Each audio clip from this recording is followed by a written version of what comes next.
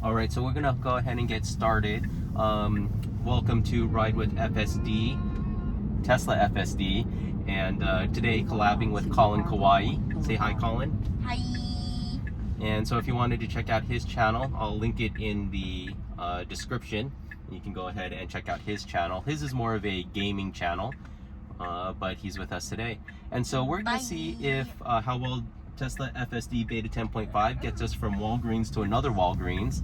It's a little bit interesting. I've not been to this Walgreens before, so that was the first time. And so we'll see how well the car does here. It looks like we're going to be turning right here onto this side road. Nice, a little bit on the jerky side of the turn. A little bit, but still made it safely. No, it did not seem like... Definitely a little bit.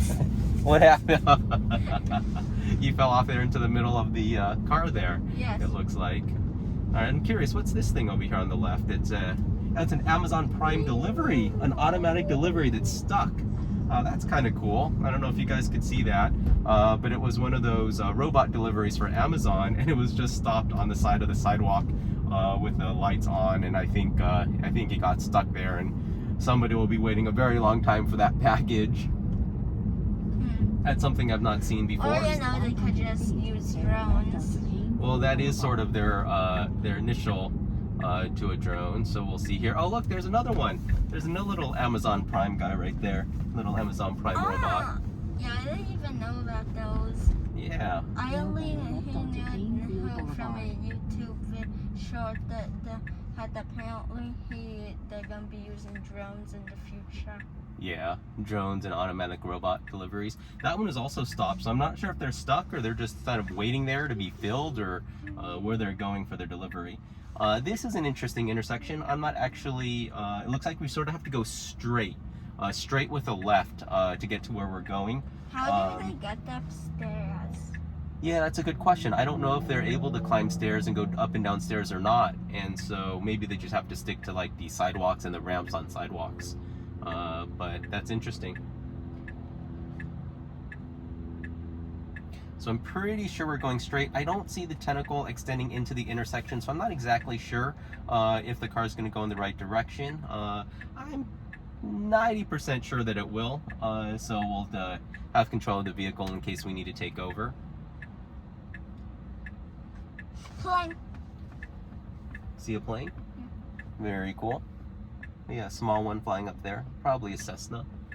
All right, so we should advance here. We should be passing, let's see where we're going. It looks like it took the proper lane, and the car behind me also went this direction, so I think we were in the proper lane to go this direction. We should be going by Boeing Field here in Everett, and so we might be able to catch a glimpse of some aircrafts. I think on the way in we were able to see some aircrafts. Initially I thought it was maybe a 737, but in retrospect I'm now wondering if it is the 787 Dreamliner. If anybody knows what they're building here in Everett, go ahead and leave it in the comments.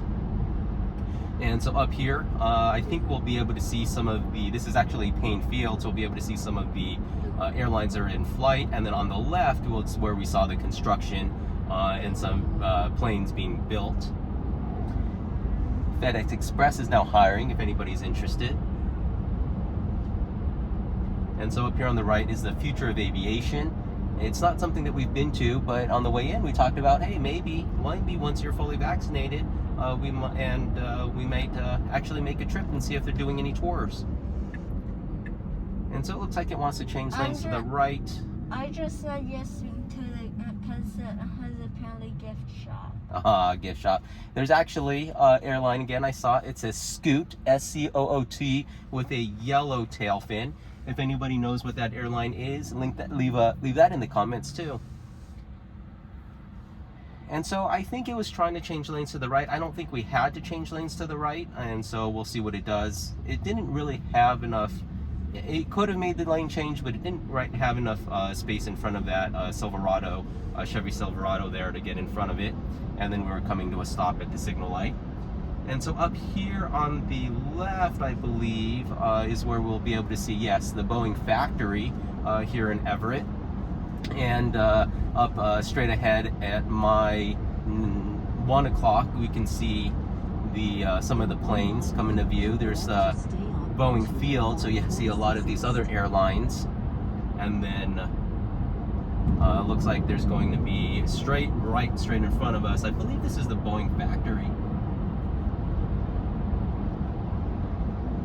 And just coming into view, you can see a tail fin of one of their planes, one of the two planes that are outside that appear to be under construction. And it does look like this is the lane that we need to be in. That other lane, if it would have gone over to that right lane, would take us to Painfield Airport Road, and we would have been exiting there. But up here on the left, I think you guys just missed it, just out of view of the camera, are the two planes there under construction. Hey, I see them. You see them? Yeah. Very cool. And then the large Boeing factory up here to the left, you can probably see part of the building out here. Oh, I see them. Very large building. You see the two planes? Yeah. Very neat. I look behind us. By looking behind. Yeah, then look at it. And so this is interesting, is that the speed limit actually changed to 60. I'm not sure when it changed to 60. It kept us at 47. I did have to press there to increase, to reset the speed to 63. And so we'll count that as intervention number 1. No disengagement of the auto steer, but definitely an interaction to let the vehicle travel at the more appropriate speed.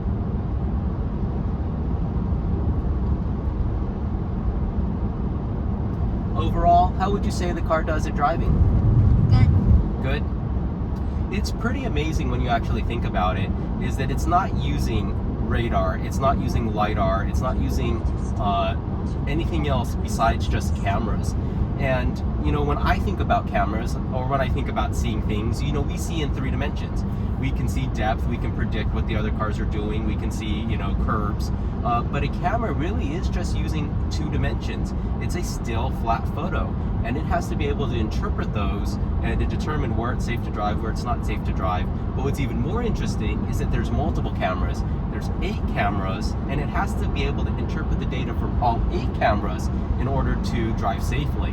And so what the more interesting thing is, even from car to car, the cameras are not all exactly the same and giving the same image to the processor.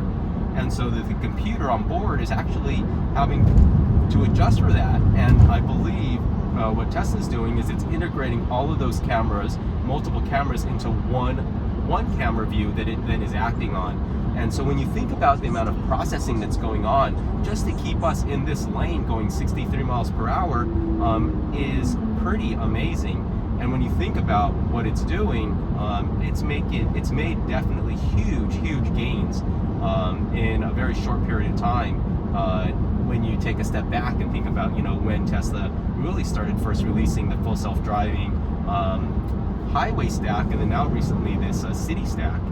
And you know, the fact that we can go from our house to Walgreens with having 0 disengagements and is pretty amazing. We probably could have 0 intervention if we didn't care about, you know, being mean to other drivers. But you know, trying to be cautious and courteous to the other drivers, it makes sense that we wouldn't go in front of them and then drive at a very slow pace. And so it looks like our freeway's ending. We made an option to move over 1 lane to the left, and then we see still set at 60. I believe that said speed limit change coming up here to 35. I'm not sure because we're on the, and so we're still at 60. So technically, you know, we are speeding right now, but we're slowed down because of the cars in front, going 38, going 37. But it does have the speed limit set incorrectly. And so let's see if it picks up a speed limit sign or not. It looks like we're changing 1 lane over to the right. And then there it goes. Go ahead and switch the speed there and then set our max to 37. And so on what I'm noticing is on the freeway or highway stack, it seems like we have to actually manually press it. But in city driving, it will actually respond and adjust appropriately. It was interesting that it made the lane to the right and then now came back to the left lane. Not necessarily something that I would have done if I was driving, but not unsafe, and the lanes have been clear and no cars that we cut off or slowed down. Colin, you want to tell us a little bit about your channel? Okay. started off with a FNAF AR shot, and then I made Gmod videos, and I also made videos with FNAF merch. FNAF merch? Yeah. I don't know if I saw any of the FNAF merch. Oh, you mean like the merchandise, FNAF merchandise, Yeah. and having like the plushes. Yeah. And Yes, I have seen Funko those. action figures. And the action figures. Yes, I have seen those. It's been a while since you've uploaded. I think you've been filming, but you just haven't had the time to edit and upload. Is that correct? Yeah. And so, right now we are in city driving. We should stay in city driving all the way until we get to the next Walgreens. And so we'll be able to get a good sense of how well it's doing. Again, let's see, we had one intervention, or when I had to press the speed limit on the screen, but I actually haven't had to intervene with the accelerator, the brake, or the steering. We've had 0 disengagements, which is, I think, pretty neat. A little bit slow to accelerate after that car cleared our path, but the cars behind us were turning into that same parking lot, so I don't think we held them all up at all. Car accelerated nicely, and then now it's coming to a nice stop behind this BMW here in front of us. It looks like we have about 2.2 miles to get to our destination. We'll be going by a Costco on the right, there'll be a Safeway on the left, and then we'll be going by a Fred Meyer, and there'll be a nice lake on the right, and see if I can show you here. Fred Meyer on This the lake left. we'll be able to see. Fred Meyer is going to be on the right, actually, from the direction that we're traveling. So I should look for the Whole Foods and the Fred Meyer.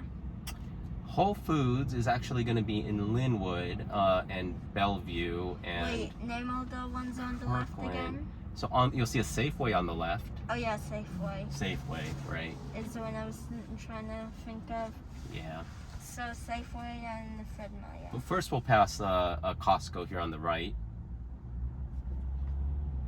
There's actually going to be a nice, as you guys see, a nice little curve around this lake up here. So we'll see how well it handles those turns there.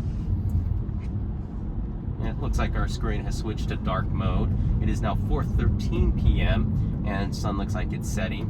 Actually, a really nice sunset. If you look into the distance, you can see the light reflecting off the clouds. Very, very, very nice.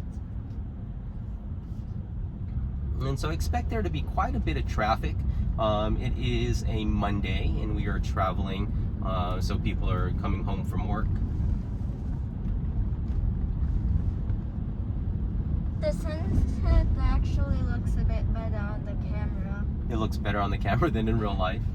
Yeah, because That's a the rarity. yellow is more golden. And so it looks like the Costco gas station is pretty far backed up. One nice thing about having the Tesla is I don't have to go to gas stations and wait in lines anymore.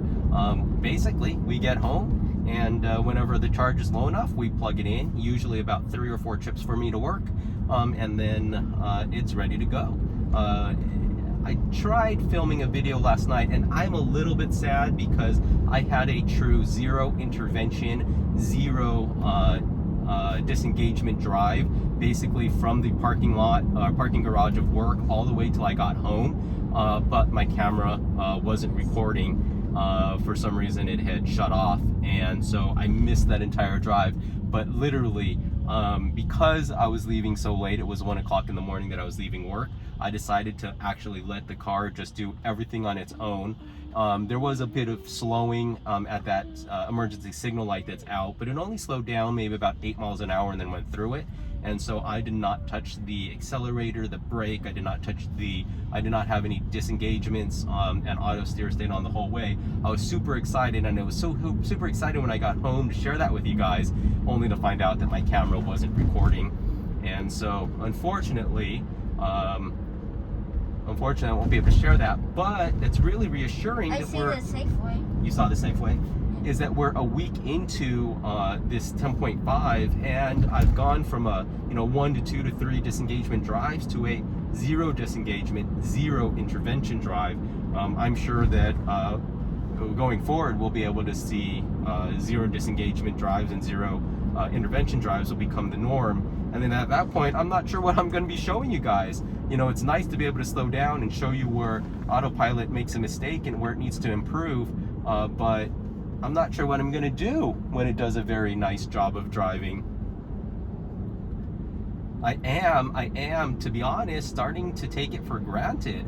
You know, the fact that we're driving from Walgreens and we're going to this other Walgreens, there's been signal lights, there's been turns, there's been merging lanes, changing lanes, and the fact that I have not had to use the accelerator, I've not had to use the brake, I've not had to do anything more than just have my hand on the steering wheel is pretty amazing.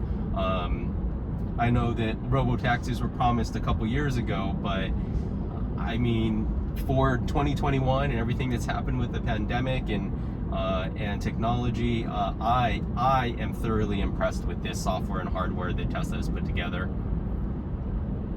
Why not just put that taxi thing on top of a Tesla and then call it a robo-taxi? That's a great idea. So we just get one of those taxi symbols and just put it on top of the roof, and then we can say we have Tesla's first robo-taxi? Yeah. Sent to us by Elon Musk. Elon Musk sent us the robo-taxi. Amazing. That would be funny. But for any of those keeping track, and I think I pressed the speed limit to change the maximum speed of the car from the other Walgreens, but aside from that, not really had to intervene. And so it looks like we're very close. We're 0.3 miles to our destination. I'm going to go ahead and let this actually pull into the parking lot and see how far it will get us to the Walgreens. I looked at when we pulled into the other Walgreens for the little auto park, but unfortunately it never popped up. I'll look again now and see if it pulls up the auto park or not. This is going to be a little bit interesting because it has to be one lane over to the right. But actually, I just looked at the lane markings on the road, and that right lane... I see Fred Meyer. You see the Fred Meyer? Yeah. The right lane that I thought we needed to be in actually forces a turn before we need to go there. So I thought there may be cars in the lane that we need to be in. But if I'm reading the lines properly on the road, that right lane is a turn only lane. So it should move into the lane, the right lane up here after the intersection. And that's where we're going to be. We are clear to move over to that right lane. And it's turning on the turn signal now. We are clear, moves nicely into the lane, and should pull in nicely here into the parking lot. Nice slowing, avoiding the median, avoiding the curb. Somebody else did not avoid the curb, and you can see that that curb was hit by another vehicle. And here's our Walgreens on the left. It looks like it is going to turn us left up here. It's just interacting with something, I'm not sure. I'm going to go ahead and take over because there's a car behind us, and then just pull right here into this spot. So, to get us into the parking lot, zero intervention, zero takeovers. To park the car, one takeover. All right, you guys have a wonderful day, and thanks for watching. And don't forget to check out Colin Kauai's YouTube channel. Bye.